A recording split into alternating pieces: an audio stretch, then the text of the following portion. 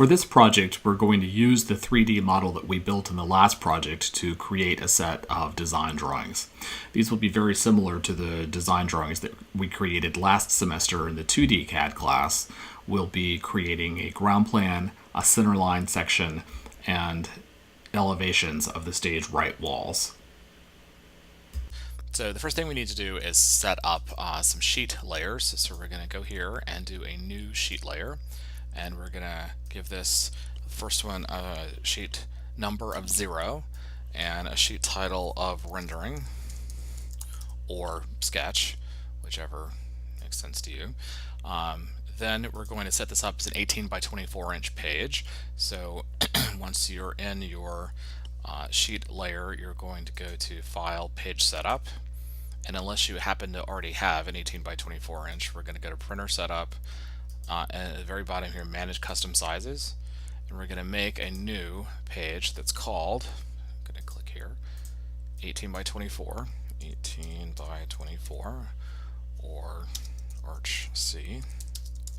If you're in the computer lab doing this, you won't need to do this. There will already be Arch C in the list of defined pages because it's part of the printer there in the lab, part of the plotter. But if you're doing this at home, you'll need to create your own 18 by 24. So the width is going to be 18.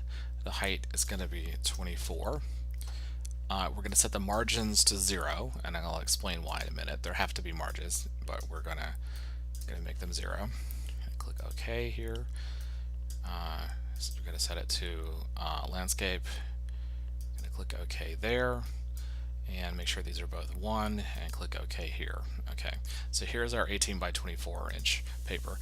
The reason that we didn't do any margins is because we're going to import a title block from a file you will download from web pages and web courses, web courses, and it has the margins built into it. So you're going to want to open the file 18 by 24 inch title block and select the title block and copy it, and then click back in your drawing and paste it, and it's set to automatically sort of snap to the paper, and it already has the margin built in here. This is what's called a smart title block. You'll notice that this says plate 0 and rendering as the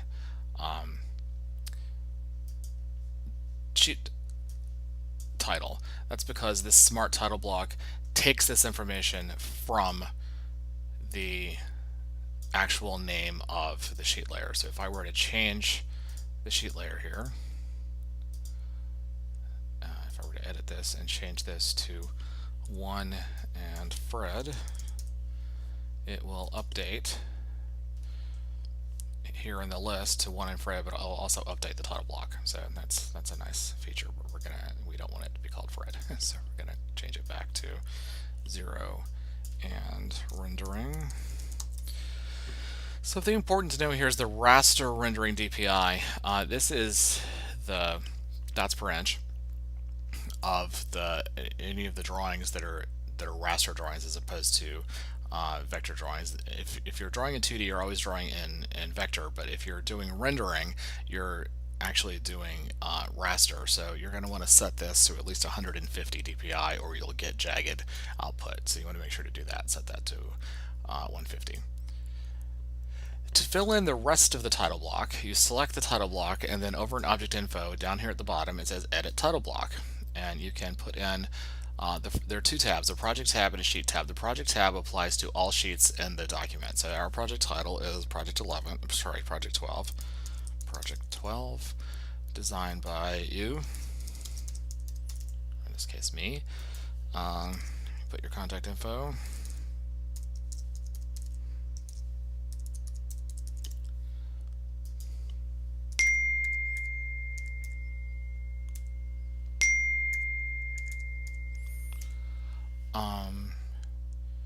We don't know the total number of sheets yet. I'm not going to put the CAD file name in. This sheet already has a title and a number. This particular sheet has a scale of none. It's drawn by Bert. and the date is 12/3. Oops, that's not true. 12/4/16. Okay, when I click OK, all of this information will populate. So the project title is here, the sheet title is here, the designer information is here. I set this title block up to just repeat this information, the project title, in a different orientation, just so you don't have to turn the drawing sideways. Both the project title and the sheet title will repeat. Drawn by Bert. This is the date, the scale of none, and the CAD file name if you want to put it in, and then the sheet number. So now that you've done that, in order to set up the rest of the sheets, we can go to the navigation layer and duplicate this sheet and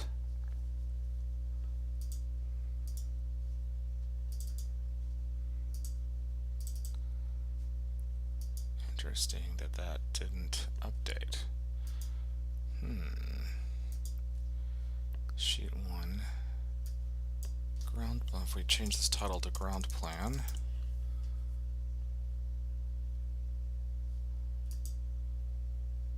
all right, now it's changed. And then under edit title block, I'm going to go ahead and change the scale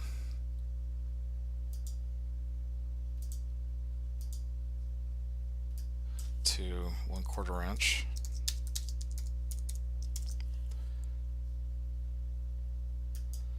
So that updated there. Then I'm going to duplicate this sheet again. Duplicate sheet 2, and then I'm going to edit this, and 2 is now going to be the center line section. Okay, so that's changed, and then I'm going to duplicate it again,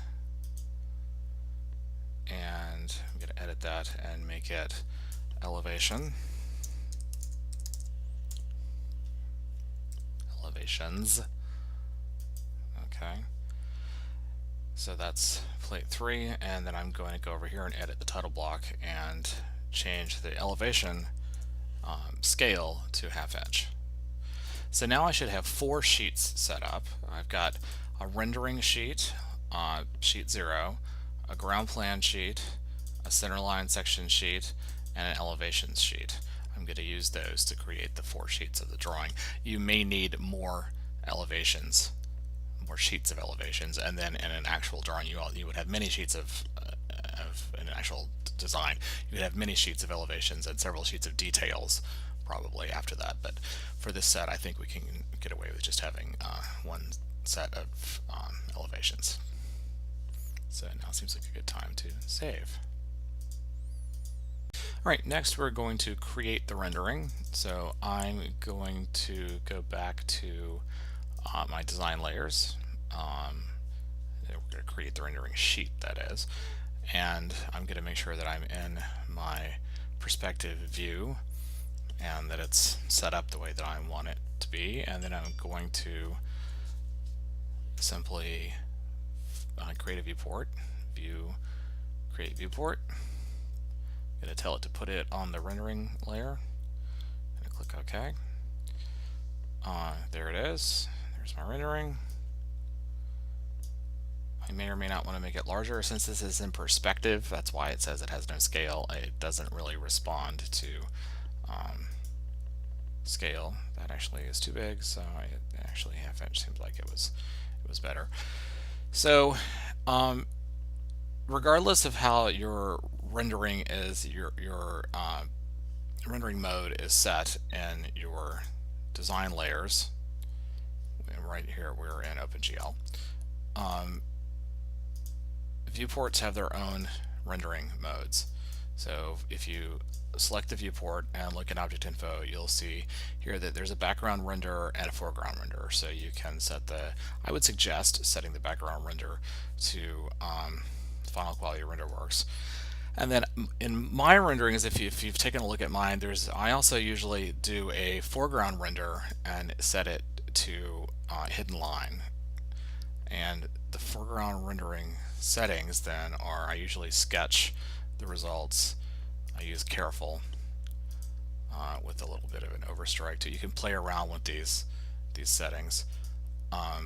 And you want to set your smoothing angle to something above 1. The smoothing angle is, so if it's drawing something that's curved, you know how like the molding up here, there are more lines than there actually are lines because it represents curves as a series of lines. Or if it's drawing a sphere, you know, it ends up looking like the spaceship Earth.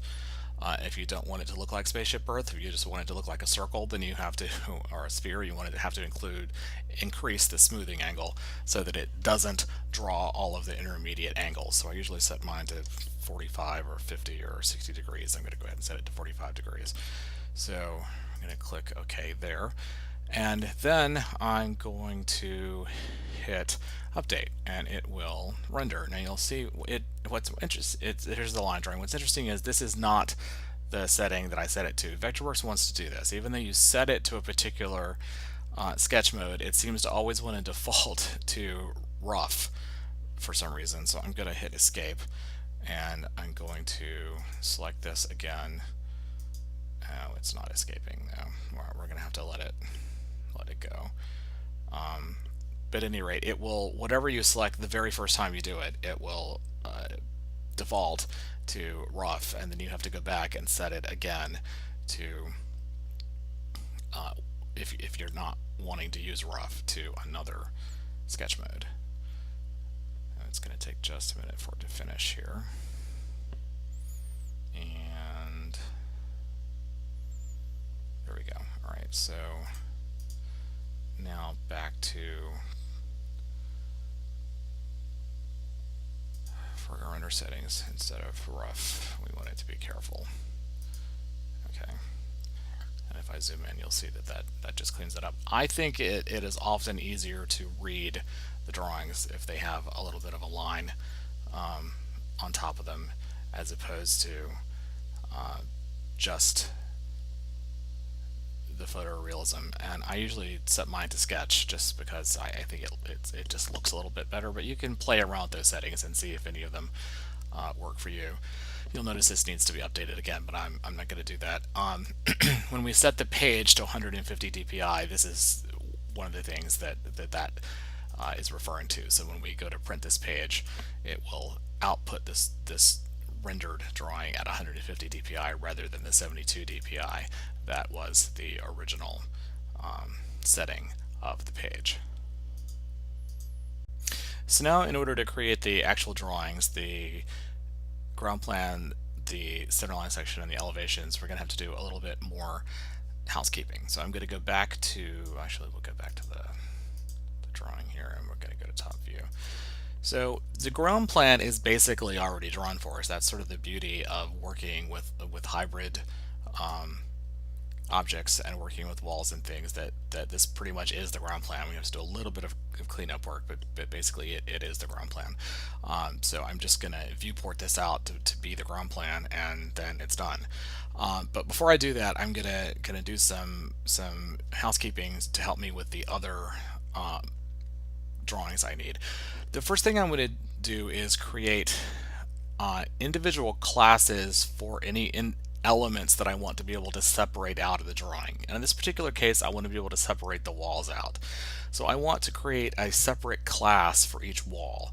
So if you remember from last semester, or if you don't, we number in a traditional box set, we letter rather walls from downstage right to downstage left. So this is wall A, this is wall B, C, D, E, F, G, H, I, J, K, L, M, N. So they're A through N walls. So I need to create A through N classes. I'm not going to make all of those, but I'm going to make some of them. So,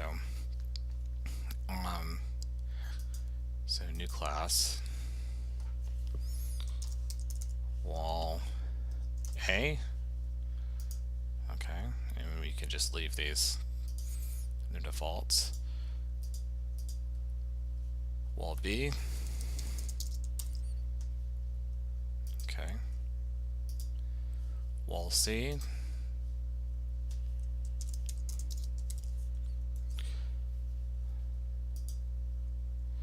You're going to want to, that's all I'm going to do. You're going to want to make the rest of them. I also want to do these two walls. So A, B, C, D, E, F, G, H, I, J, KL. So I'm going to make wall class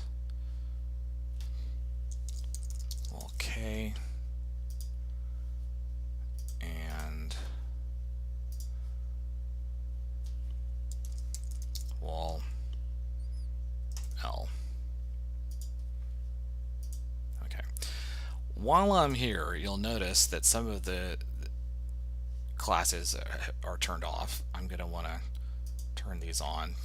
You know, my molding was turned off. I'm just going to go ahead and turn them all on.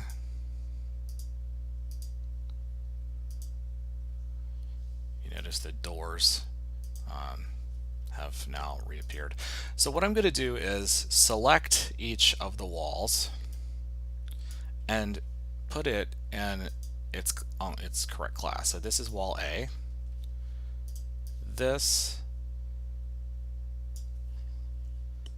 I need the door, the wall, and the door.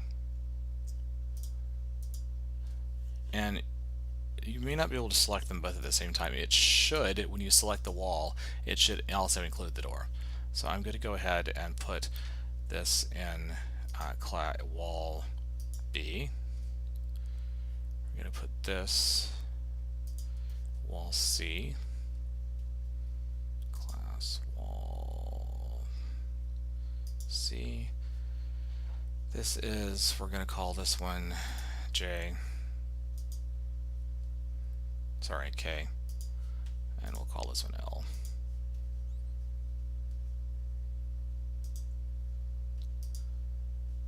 Okay, you're going to want to do that for all of the walls. You also might want to create a class for the platforms. You might want to create a separate class for the backdrops. You want a separate class for everything, and the reason why will become apparent in a few minutes. Also, the reason why you do this before you viewport the ground plan: if you create a class after you create a viewport, then it will automatically be off in that viewport. So if I had viewported this ground plan and put it on the ground plan sheet layer and then come back later and created these 5 classes, if I went back and looked at the ground plan later, I would discover that wall A, B, C, K, and L were not there because they were turned off. And so you see what happens if I turn these off. So if I turn wall A off, wall A goes away. If I turn wall B off, wall B goes away. There's wall C, there's wall K, and there's wall L. They're still there.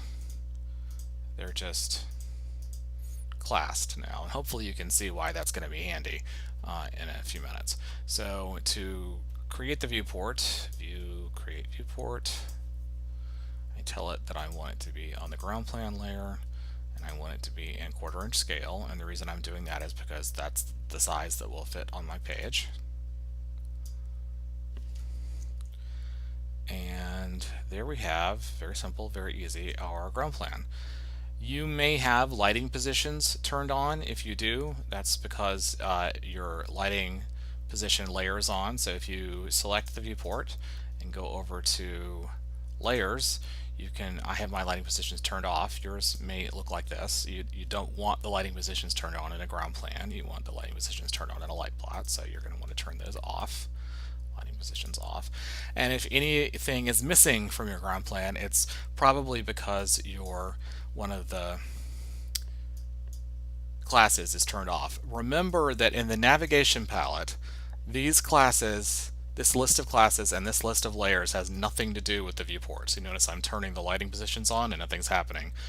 I can turn off wall A here and wall A is still there. But this is the global overall settings for the design layers. These don't affect the sheet layers. If I wanted to turn off wall A in the sheet layer here, I would have to go over to layers here in the object info, not layers, classes in object info, and turn wall A off.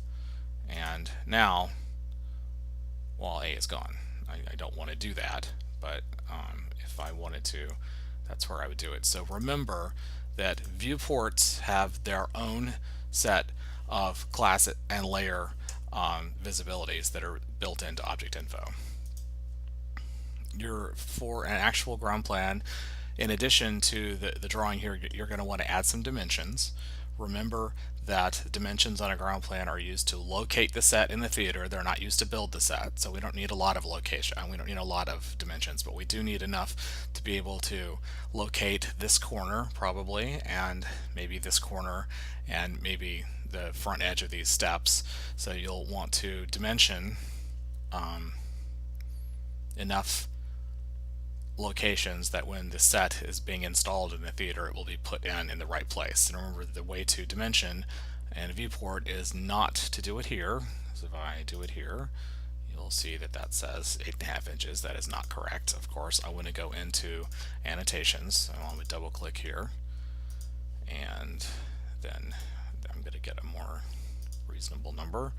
So instead of 8.5 inches, that's now 17 feet from the plaster line to that corner. 17 feet, 17, 5, and 7/8 seems like a silly dimension, so I'm going to turn fractions off here in my precision, so it says 17.6. So you'll want to dimension, you'll want to do that dimension, you'll want to do the distance from this corner to the plaster line, and then a couple more dimensions that you have. Just think about it. If you were putting a set in the theater, what dimensions would you need in order to be able to install it properly? And then when you're done, you can exit viewport annotations, and here's your ground plan. Something that I've noticed that a lot of people tend to not do is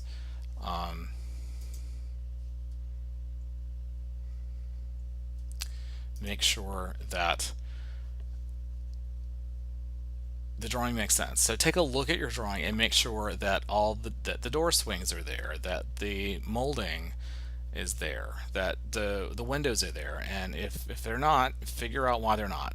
Turn on or turn off whatever it is you need to turn on and turn off to make the drawing make sense. But make sure that you actually look at it and see that the lines on the drawing actually give you information and tell you something. So you want to make sure that all of the information is actually there. But that is the ground plan. The next drawing we want to do is the center line section. Those of you who took CAD last semester will remember drawing the section by hand in 2D of this set, and how tedious it is to draw a section by hand. It is much easier to do in 3D if we've already built the set in 3D. We merely need to create a section viewport, and you do that by doing this: View, Create Section Viewport. I want to be on the center line. I'm going to click, and then I'm going to drag. I'm going to hold down Shift so that I'm dragging straight up stage. I'm going to click again, and then depending on which way I drag the mouse, you'll see that there's an arrow right here in the center. If I drag the mouse to the right, the arrow goes towards stage left. If I drag the mouse to the right, the arrow goes towards stage right. I want it to go towards stage right because that's the way I've set the theater up with the 2D drawing of the theater section. It's towards stage right, so I want to make sure that I go towards stage right. But then I'm going to click again, double click, and this dialog box will come up, and it will ask me where I want to put the drawing, and I want to put it on the center line section sheet layer, and I want the scale to be to match the ground plan. You always want the ground plan of the section to be in the same scale, and then we're gonna and you want the rendering to be hidden line. You have all the choices here, but you usually want it to be hidden line. We're going to click OK. It's going to think for a minute, and then it's going to pop up, and here is, see how easy that was? Here's the center line section of my set. And you'll notice that this theater part is missing, the 2D drawing that's part of the theater.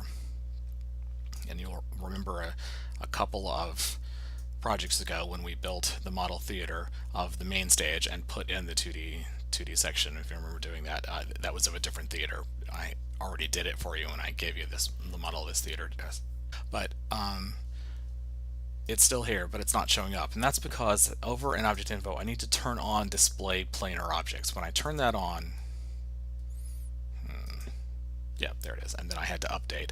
But there is this is a two-dimensional drawing, but there's the rest of the theater. You'll notice that this doesn't quite fit because it's a big theater.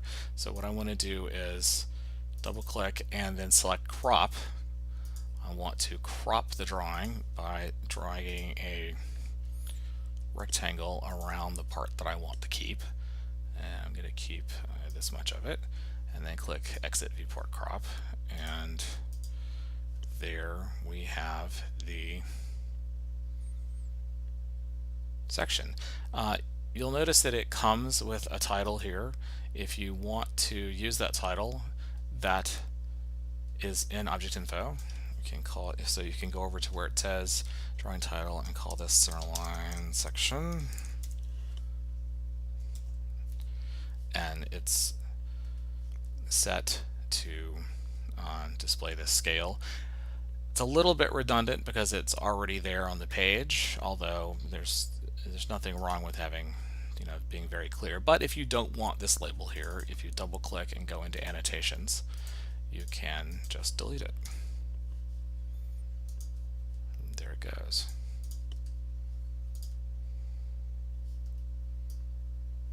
Very simple, very easy. So there is our centerline section.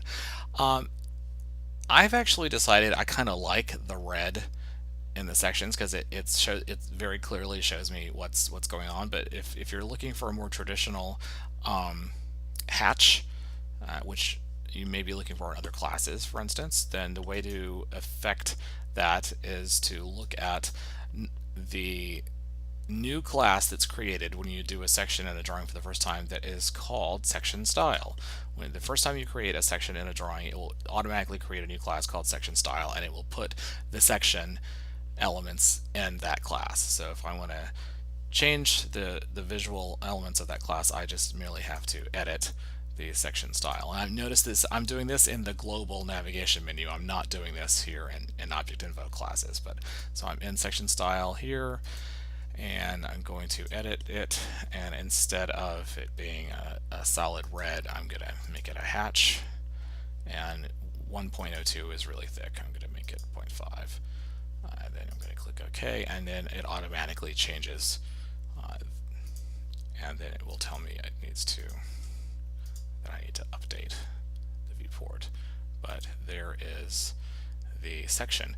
Generally speaking, there aren't a lot of dimensions that are needed in a section. Usually a section is more of a viewing drawing, just to sort of look at, and for the lighting designer to look at and maybe draw their own section. But there's not a lot of dimensioning usually going on in a section. You do want to make sure that things are labeled, and that the labels on the section match the layer labels on the ground plan. That's important. But there is our section. You also can, if you want to, sometimes depending on the set, it might make it more clear, for rather than it being a hidden line, for it to be, for instance, a more rendered look. So you could do a final render works. Let's see what that looks like. Sometimes this is helpful to make the drawing more clear, and sometimes it's not. And I'm not entirely sure how the black background that's set for the rendering is going to interact with our section, although I suspect it's not going to be our friend, but let's see what happens.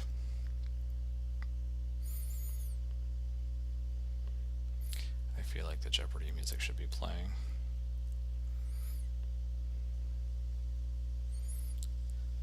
Come on, you can do it. Sometimes it takes it longer to... Oh, good. So in this particular case, it might actually be more helpful to put the drawing into a rendered mode. And if I were going to do that, I probably would want to put hidden line drawing on top of it, which I would not want to sketch.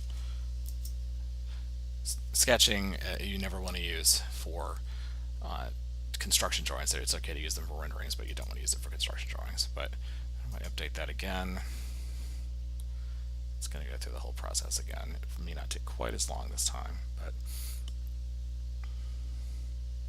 so you can sort of leave it up to your. I'll leave it up to your own discretion about whether you think it makes more sense and makes it a more readable drawing to put the section into more of a rendered realistic mode or more of just a line drawing mode.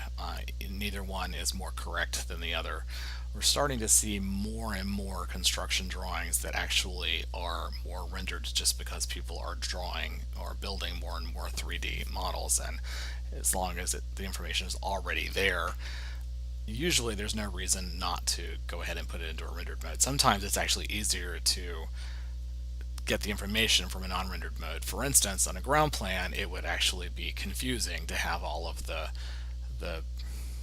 planks on the floor and all of the right paint colors and stuff. It's a better drawing to have it nice and clean this way. But in a section, it's sort of 6 of one, half dozen of the other as to whether this is more readable or not. So your discretion as to whether to leave it a line drawing or a rendered drawing. And then finally, we need to create some elevation so the shop can actually build our set. So in order to do that, I'm going to go back to front view here, and I need to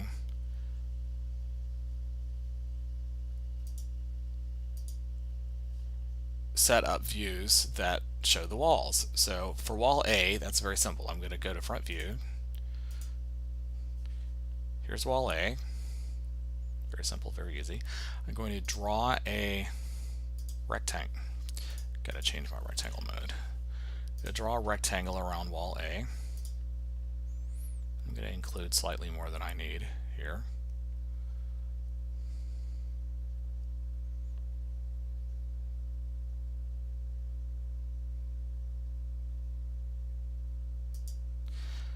And remember, if you draw a rectangle, in order to create a viewport from it, it has to be a 2D rectangle. A 3D rectangle does not work, so I have to put this in screen mode.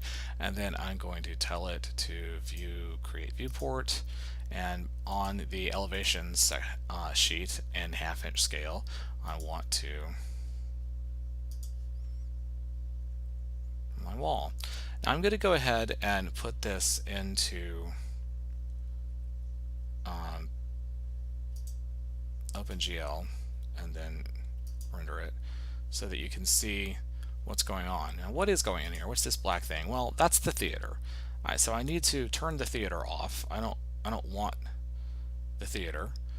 If you look closely, you'll see that this is the edge of the door on wall B, and this is actually wall C. I don't want any of these things, so that's why I class them, and now I have the ability to turn them off. So I'm going to go here in classes. The first thing I'm going to do is turn the theater architecture off. That should... Alright, so that turned off the theater, which was nice. Now I need to get rid of walls C and D. So classes, we're going to turn off wall B. Actually, I want to turn off everything except wall A, which is what I want. I'm going to leave K and L on for a minute to show you what happens. We update. You'll see here are K and L, one of them, this is probably L, showing in the background, so I'm going to actually turn those off. Okay, and update. So that's why you want to class things out, so that when you can get to just the part of it that you want in order to create the elevation. Now you'll notice I have a little bit of an issue up here at the top with the crown molding. The crown molding, I can't, because it's one continuous piece that runs all the way around the set, unless I want to be really tedious and go in and cut it apart and then make this part of it part of wall A and this part of it part of wall C, etc., etc. The best way I could deal with this really is actually just to deal with this in the cropping of the wall. So if I double click this and go into the crop, I can do two things. I can just drag my rectangle over here to the edge of the wall, and it can look like that, which is perfectly acceptable. Or if you're really sort of detail oriented and want to include the molding that is in fact part of the wall, you can actually, a crop does not have to be a rectangle. It can in fact be any shape. So I can, if I want to, actually trace out the shape of the molding. And sometimes I do this and sometimes I don't. It sort of depends on how much time when the drawings are due, you know. But all right, and then if I select that and the rectangle together and modify add surface, and then exit viewport crop, now I have the molding included. Either one of these is acceptable. It's perfectly fine just to chop it off. Everyone knows that the crown molding actually sticks out from the wall, although it doesn't take that much time to go ahead and do the crop. In a elevation, you can either do hidden line, which will just give you a hidden line of just a line drawing of the wall, which in this particular case doesn't necessarily give us all of the information, because since we didn't actually model the other molding, it's just a drawing, it actually disappears from the wall. So we probably want a more rendered view for this. So I'm going to change this to Final Quality RenderWorks, and I need to put a hidden line on top of it. And then we're going to update. It's going to take a second. So there. Then, because it's an elevation, I'm going to want to add some dimensions. So annotations. And it's going to be a little bit trickier on this wall than it was in 2D, because some of these things are not actually there. So the width of the wall is there. The height of the wall is actually there. The molding is really there. This molding is not actually there, right? It's just a picture of the molding. So there's nothing for me to click on, which doesn't mean I can't do it. It just means I have to pay attention to where to click. But I can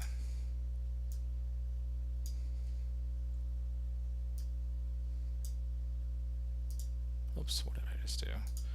I can use the, and if I wanted to go in, I could dimension more things, but you get the idea. So you want to put in enough dimensions in that you are able to build the piece, and you have to ask yourself, if I were building this in the shop, what dimensions would I need in order to make this piece of scenery happen? So there is wall A. You'll want to label it wall A. You can either do that in annotations just by typing in wall A,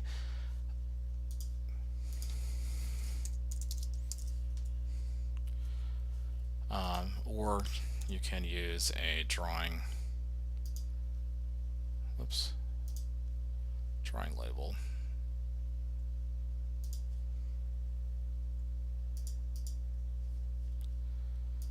So this is wall A. Why did that not work? Because I didn't hit return probably. Wall A. There we go. So there we have wall A. Back to our drawing.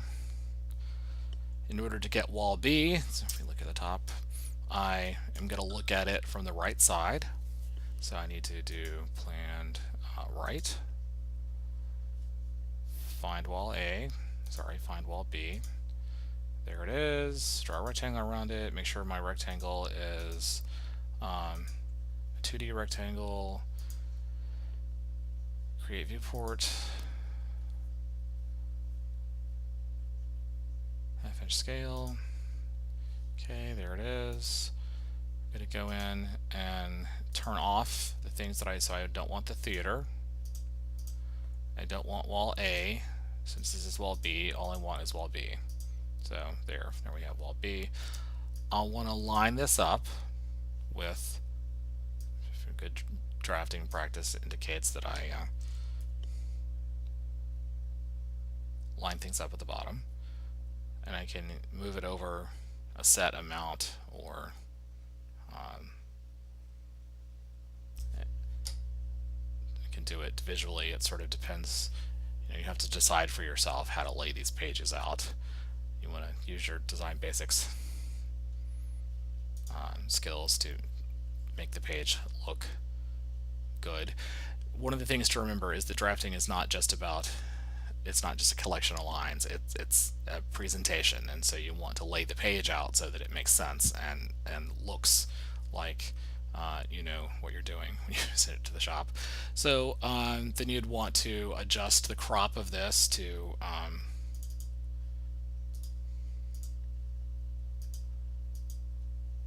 deal with the, and in this case, because I can't see wall A, I don't have to do the fancy, if I want the molding to show, I don't have to do the fancy crop, because wall A is just doesn't show up because we're looking straight at it. So I can set my settings, and then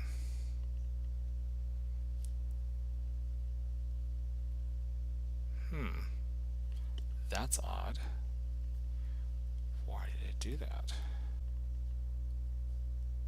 This wall, because we're looking at it this way, and this wall is still turned on, and they're lined up, so it looks, we're looking at the back of this wall because I didn't class it and I didn't turn it off. So I do need to add some more classes. So A, B, C, D, E, F, and G. So that's my bad. So wall A, B, C, D, E, wall E, E, wall F, and wall G.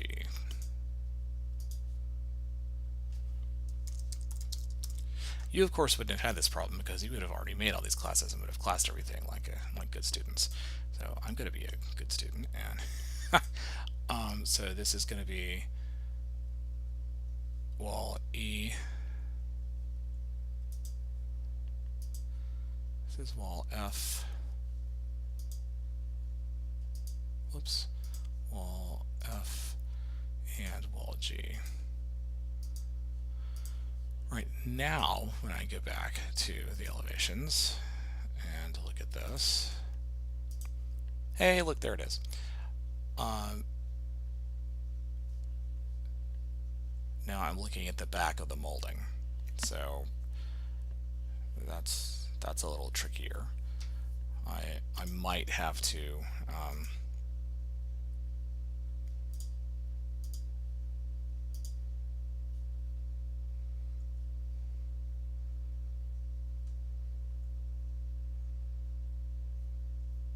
there are a couple ways I could fix this.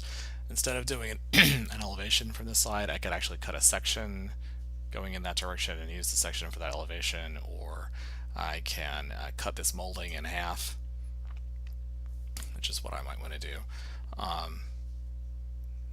So only half of it is turned on at a time, the stage left half and the stage right half. There are a couple of different ways of doing that. Let's do that. Let's create stage left crown molding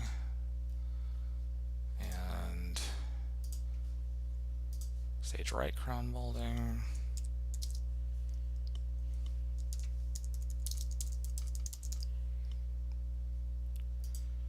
Okay. We're gonna make a duplicate here. We're going to call this one, we're going to make this one stage right. Gonna make this one stage left. We're going to cut this in half. This is an auto hybrid, so in order to do that I need to double click on it to get into the actual molding. And then we're going to find the center, which is going to be right here, and draw a rectangle. Extrude that rectangle, I don't know, 18 inches. The front view.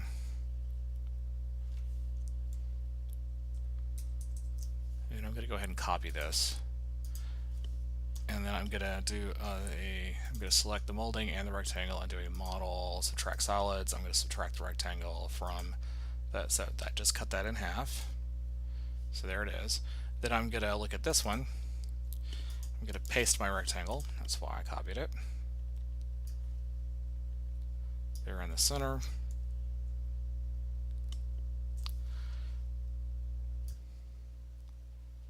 Okay. Then I'm going to select both of those, model, subtract solids, and whoops, did I do the wrong?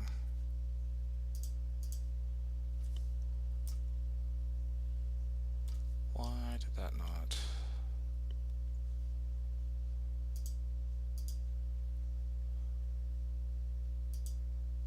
Why did that not cut?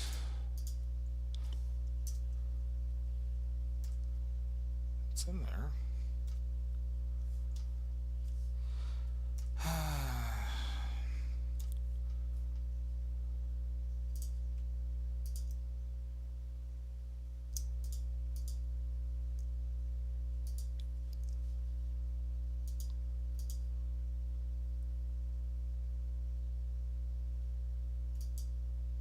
That's so weird.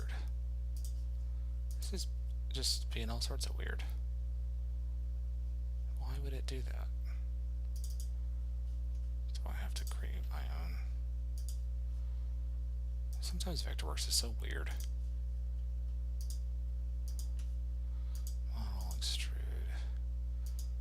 Okay, I'm going to go to the front. I'm going to drag that down.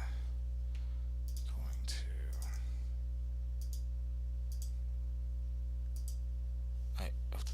if any of you can figure out why that's a thing, then let me know. Extra credit. I'm going to put that there. So then I can use, if I go back to elevations and update this, none of the molding is going to be there. Why? Because if you remember, I said that if you, after you've created a viewport, if you then go in and create a new class, that class will automatically be turned off. So I have to go into classes and make sure that stage right crown molding is turned on, and then update. And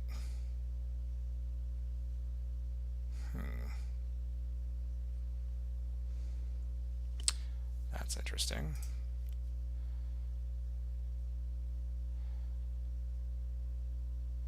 Did I label them wrong?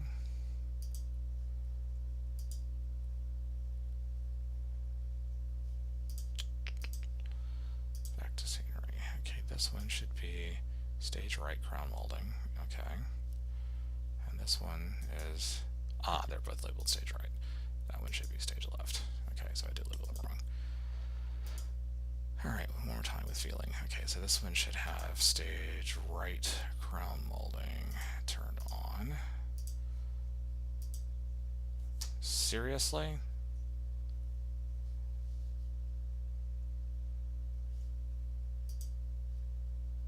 Oh, I can't read either. Alright, there we go. Now here, watch what happens. I remember it's going to be turned off there as well, so I have to remember to turn it on there.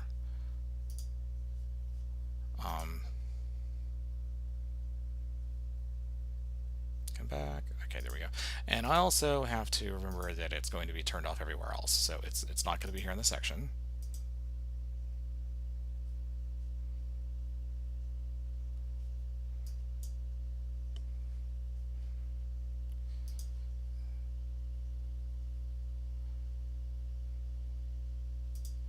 Cancel the update so that I can classes turn on stage right crown molding. Okay, let's make sure it's coming back. All right, there it is. I'm going to go ahead and cancel this update. And also, even in the ground plan, the molding is now going to be gone, as well as these walls with the classes that I created later. So this is why you always have to, if you create a new class or you change something after you create a viewport, so you always have to go back and check and make sure that things are working right. So in the classes here, I need to make sure that the rest of these walls are turned on, and also both sides of the crown molding are turned on. So there, it's back. I have to contend now a little bit with this line, which shouldn't really be there. I could block that out. I could white it out with the box if I wanted to. There may be a more elegant way to do this, but what I just did seems like it's the easiest way. If you wanted to create separate crown molding for each wall, you would make copies of it and then do a subtract solids to get rid of the rest of it for each section, like I did in half. So instead of making 2 sections, you could make 1, 2, 3, 4, 5, 6, 7 sections of it, if you wanted to handle it that way. So what you're going to want to do is continue all the way around the set and finish the elevations for all the walls. You probably will need a second page of elevations. Most of these are pretty simple. So in order to get wall A, B, C, D, you just go to front view. There we have it. You look straight at it, draw the rectangle around it. But what do you do with something like wall C, where you don't have a view? So you look straight at it. Well, here's a handy feature. If you click here on the, it's not true. If you click here, not true either. It's been a long day. If you click here in the 3D modeling tool set, the second tool is called Set Working Plane. And as you drag the mouse around, you'll see that it's highlighting planes of things. So that's wall A, that's wall B, here's wall C. It takes me a minute to get to it. If I click here, it's actually highlighting the front of the proscenium. But if I click there, and then up here, click the eyeball, look at working plane, it says. So now it's looking straight at the plane that I just selected. So I can create a rectangle around this and viewport it that way. So I can look at any object that has a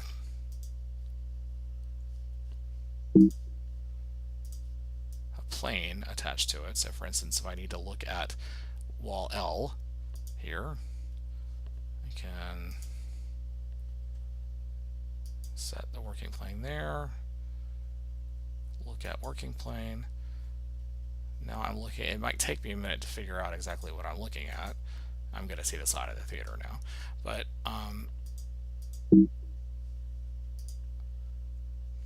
this, if you look at it closely, you'll see there it is. There's wall L. So if I drew my rectangle around there, I would be able to create that viewport, put it in the elevations, turn off the other elements. And you may find when you're working your way around, you have to create some more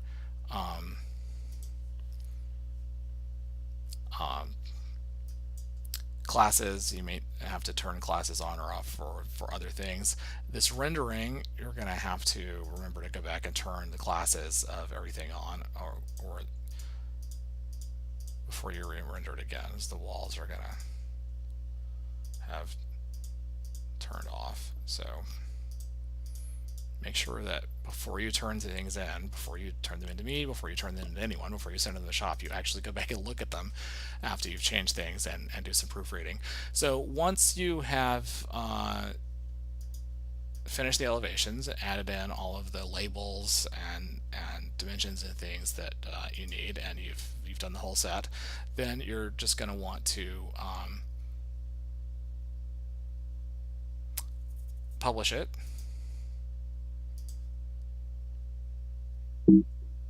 By selecting the sheets that you want, drag them over here or arrow them over here and click publish, and it will publish it as a single PDF file of multiple pages for you. And that's what you should turn in for this project. So what you want to do is this is your portfolio piece from the class. So you're gonna want this to be a nice set of drawings that you can put in your portfolio. So take a look at this, think about it, make sure that it's got information, make sure that it's laid out nicely on the page, spend some time on it.